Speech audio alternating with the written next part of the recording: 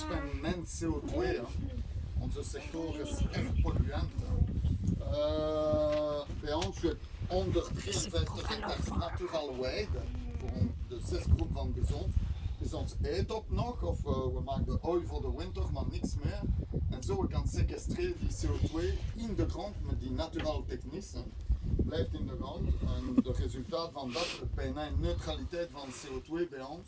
En aan dezelfde tijd we kunnen nog produceren naturaal vlees voor de mensenconsumptie met bizons. Alors, voor wat bizons juist, het is de perfect dier voor een naturaal boerderij van ons. Hè. Hier geen nul van mensen. Bizons trekt zijn plan zonder, dank u wel. Zonder hulp van mensen. Hè. Beter voor de twee partijen, zeker voor mij een beetje mijn werk, maar ook voor de dieren.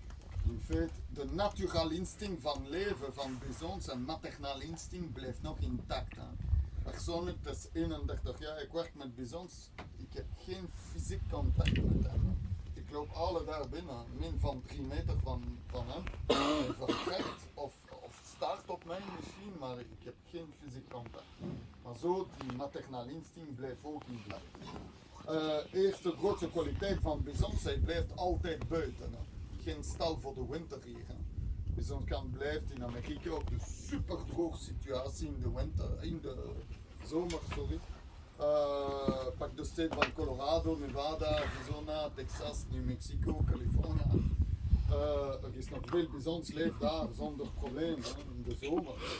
De productie van dat bij ons de laatste 3 jaar, het is ook super droog, speciaal vorig jaar. Hè. Het is kritisch voor mijn collega's, die droge situatie bij ons met bizons, geen probleem. Je hebt een perfecte adaptatie voor die droge situatie. Bizons kan blijft ook in Amerika op de echt koude situatie. Kouder plaatsen is nog veel bizons leeft compleet vrij. Zonder hulp van mensen, het is de Yellowstone Park. Yellowstone is definitief de kouder plaats in Amerika met bizons. Kan hebben min 30 degrees. Kan blijven leven daar 6 maanden met de super koude situatie zonder probleem ook niet. Bizons heeft veel naturale immuniteit. We geven nooit vaccin of antibiotica bij ons. We zijn in bioboerderij hier. Bizons heeft ook naturale adaptatie voor het klimaat. En je hebt de zomervacht en de wintervacht. Wintervacht vertrekt voor de zomer vanaf begin of maart. Per plaats ook, dat vertrekt voor de zomer. En vanaf nu, er is een beetje fris vorige week, direct op 3-4 weken die wintervacht terugkomen. En met die adaptatie altijd zo, je hebt nooit een probleem voor blijven buiten. We weten in Amerika, bizons kan blijven tot min 37 degrees zonder spendcalorie uit met zijn compleet wintervacht op. Dus voordat mijn collega's, de bizons in de vlakte, geeft alleen ooit vanaf min 37 degrees. Van voor, hij trekt zijn pan, hij zoekt het droog gras onder de sneeuw, overleeft in de winter en het is genoeg. Hè.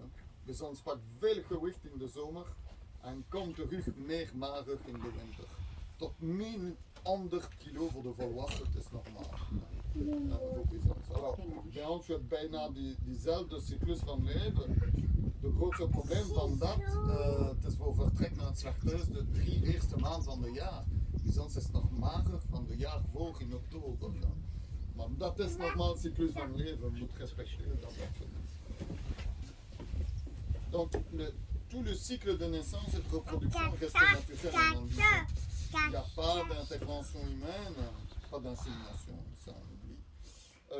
Dans les 4 troupeaux adultes chez nous, on introduit toujours 2 ou 3 mâles par troupeau de femelles pour créer de la concurrence comme dans la nature, mais pas trop. Il faut les hiérarchiser, c'est l'astuce. On choisit un leader par troupeau, un animal qui a un caractère très très fort. C'est le gros qui a juste devant vous là. Il a 15 ans lui. Il y a 2 leaders de 15 ans chez nous. Et les 2 plus jeunes. Où est-ce qu'ils sont? Ils sont un peu plus loin. Ils sont couchés, moi j'arrive pas à les voir. Ils sont couchés, il y a quelques femelles là debout, ils sont là au milieu. Il y en a un qui est là en dessous, vous le voyez peut-être, il est couché près de la plaque d'eau là. Les 2 autres n'ont que 2 ans. Hein. Alors ils se battent. Hein. En période de reproduction, les conflits sont ultra violents. comme ils sont hiérarchisés chez nous, les seconds ne tiennent jamais tête très longtemps en dominant. Peut-être 5 ou 10 minutes en plus, hein, ce qui fait que ces conflits ne sont pas dangereux pour les mâles.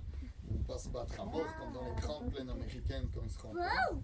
Mais au moins, cette concurrence innée reste encore. Et grâce à ça, on a un taux de naissance qui est extraordinaire chez nous. Hein.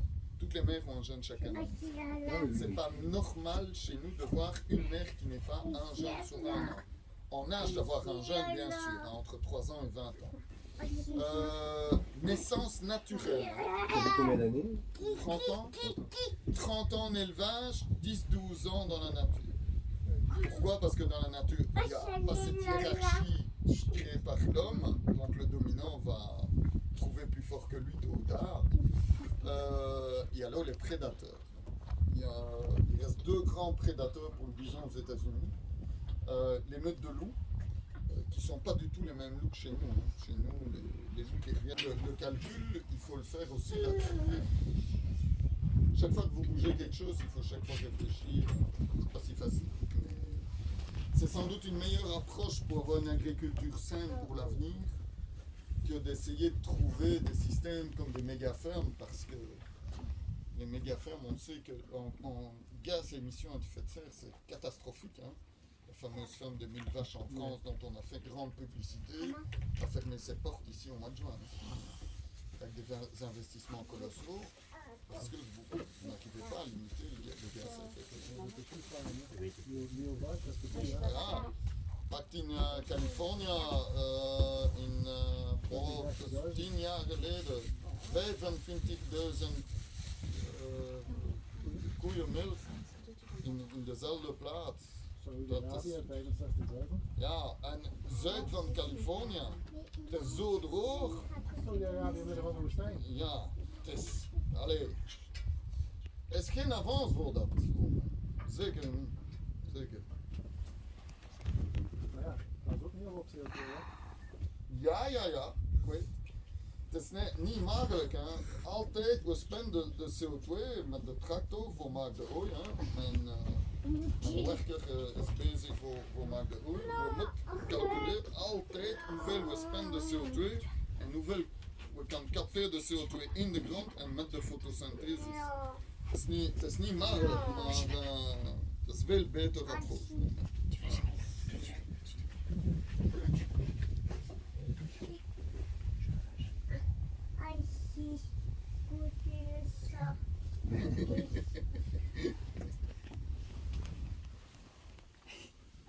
Tu t'es fait remarquer, hein? Allez, voilà. Ja, ja. Heeft u nog vragen aan iets? Of, Bedankt voor de goede uitleg. dank u wel. Het grootste probleem van bezons is voor pak de dier zonder stress. Hè. Dat is het grootste probleem. Zo, dat blijft rustig, hè, maar ik heb gezegd dat loopt heel rap aan 60 per uur.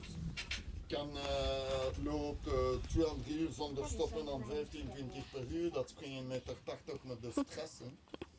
Bij ons, voor pak de dier, we wachten met de speciaal pak. Onze naam is een kraal, er is een kraal daar, dit loopt. Met de chute daar. Hij komt, die volwassen komt terug 1 keer per jaar in de kraal bij ons. Voor niet te krijgen te veel stress continu. Maak alle manipulatie op 1 keer per jaar. Bloedtest voor de controle, markeer de kalfjes. Aftrek de kalfjes vanaf 9 maanden en Il est très attentif. Très attentif. Lui, il veut juste une chose, c'est qu'il tracte trop. Je veux rouler. Je veux rouler. Le tracteur, par contre.